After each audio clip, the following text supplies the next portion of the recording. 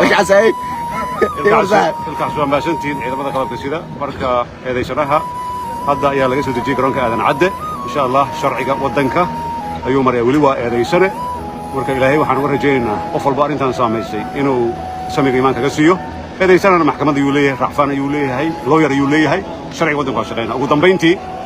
waxaan u mahadcelinaynaa ciidamada qalabka sida nabad sugidda qaranka taliyamaha salaad dhammaan howlwadeenada ka shaqeeyay sharciga wadanka waa shaqeeya waxaan emotion ma ahan mana ahan ma aragtay in qofna السلام عليكم ورحمة الله وبركاته انتينا عدالة وهيلينتا اي كغونيد markasta xaq farta ku fiiqay in la guuleysto shalay waa ogeedeen haddana guushiya sii socota waa ninkii Siid Cali Macalin Daawud qaatilkii manaxaha ahaa ee xaaskiisa nafka dhaafiyay meeshan uu ku jiro waxa ku haya hay'adda nabad sugidda waa ciidanka hay'adda nabad sugidda ee uu hogaamiyo taliya Mahad Maxamed Salaad ninka magaalada Muqdisho ayaa laga soo dejin doonaa sawiradan oo hadda laga soo qaaday waxaa nasiib u yeeshay tiimka ugu xiran inay helaan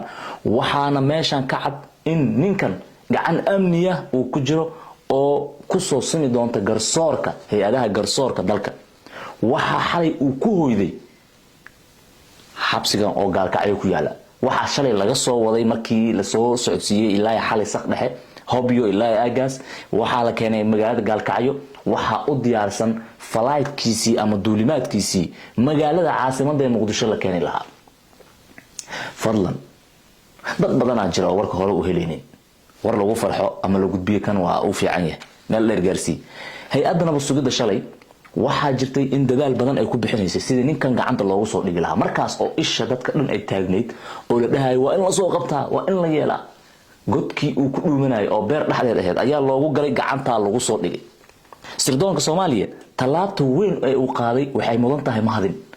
balse marka hore aan guda galno sheekada waqtiga saxda ah qaabka loo qorsheeyay inuu magaalada Muqdisho markuu yimaado loola macaamilo iyo dadaalka hadda socday ah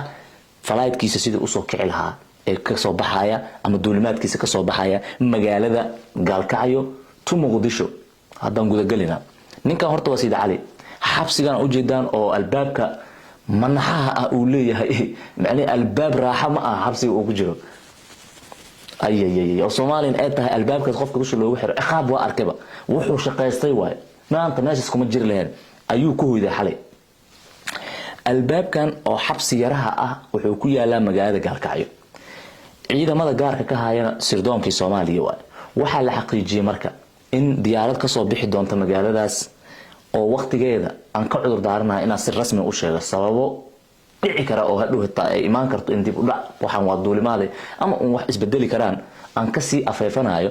ayaa waxa la qorsheeyay in saacadaha in soo aadan ay ka soo kici doonto halkaasi iyada oo ujeedkeedu uu yahay inay imaado magaalada caasimadda ee Muqdisho waxaa sidoo kale ku diyaarsan ciidan si gaar ah isaga u sii qaadi doona markuu laga soo dejiyo isla markiiba waxaana loo dhigi doonaa xabsi marka maadaama xabsiga maxaa loo geenaa xabsi waxa loo geenaa wuxuu ku sugayaa in la soo hor istaajiyo hay'adaha garsoorka dalka waxa waliba si gaar ah la xaqiijiyay in ninkan uu ka soo muuqan doono maxkamadda gobolka Banaadir maxkamadda madaniga waa nin macnaheedu dabcan ciidan aan ahayn marka tan dadweynaha soo muuqan doona ma aha ninkan inay is arki doonaan shuuta sida dad badan ay leeyihiin wax ka saas isbedeli kara ma naqaan nidaamka Soomaaliya mar walba waa ka gudbina si kastaba waxa sidoo kale maanta la aasayaa ilaahay jannada firdawsa ka waraabi sala adduunyo aragtay xaaskiisii uu gubay ninkan gabadhaas oo dhalinyarada ahayd oo waqti fiican ninkan gelisay nafta u hureysay sida ehelkeeda xaqiijiyana ahayd gabar daacad oo guriga dhaqanaysa ayuu asoo qaatilkan si xun oo saxariira nafta u dhaafiyay taas oo iyadana maanta qorshaha uu yahay in la aasi doono sida ehelada qaar ay xaqiijiyeen balse wixii sida rasmi ah uga soo kordhay gabadhaas arinteeda isha ayaan ku hayn doonaa sidoo kale maanta waxaa jiri doona kulan weyne ay ehel kala yeelan doonaan qaar kamid ah saraakiisha laamaha amniga oo waliba kuwii kaalinta ugu wanaagsan ka soo qabtay arrimahan hay'adda sirdoonka meel ay gashay oo aan warka imaanin waa yartahay taasoo muujinaysa waxqabad tayo iyo sugnaan nabad sugidda duurka gashay waxay weli diyaar u tahay inay gacanta ku soo salinto ninkan ay soo wado oo gacanta u geliso hay'adaha garsoorka marka waa kan ninkii shalay galabtii marka la dhahay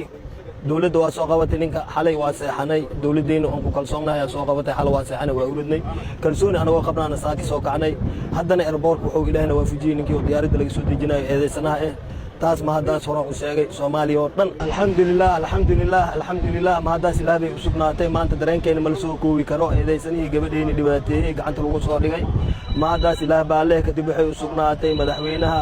federaalka soomaaliya xasan sheekh maxamuud ra'iisul wasaaraha baarlamaanka hay-adaha amniga u qaabilsan oo ugu horeyso nisa mahad weyn ha ka gaarto khayr allah siiyo waa dadaaleen dadaalka waa qabteen waan ku faraxsanahay waan ku qanacsanahay dawladdan waa ka sugeynay waxaan kale aan sheegaynaa hadduu ilaahay raalli ka noqdo laamaha ammaanka waajibkooda waa guteen laamaha oo qaybta dhiman oo maxkamadahan waxaan ka codsanaynaa iyo madaxweynaha iyo ra'iisul wasaaraha iyo baarlamaanka kulli wixii dhiman inay dhammaystiraan insha allah gabadheeni meydkeedu waa noo yaalaa filintideer bay ku jirtaa sida ugu dhaqsiyaha badan waxaan ka codsanaynaa cadaaladda in la hor keeno ninka odayga oo gabadheeni dhibaateeyey wallaahi waxaan caddaynayaa soomaaliya oo dhan maalinta gabadha la guway ilaa halahaan fadhi uma yaalin hurdana uma yaalin shalay galabtii marka la dhahay dawladda waa soo qabatay ninka xalay waa seexanay dawladdeenna oon ku kalsoonnahay aa soo qabatay xal waa seexanay waa uridnay kalsooni anagoo qabnaana saaki soo kacnay haddana airboortka wuxuu ilaahina waafujiyey ninkii oo diyaaradda laga soo dejinayo eedaysanaha taas ma haddaas horaan u sheegay soomaaliya oo dhan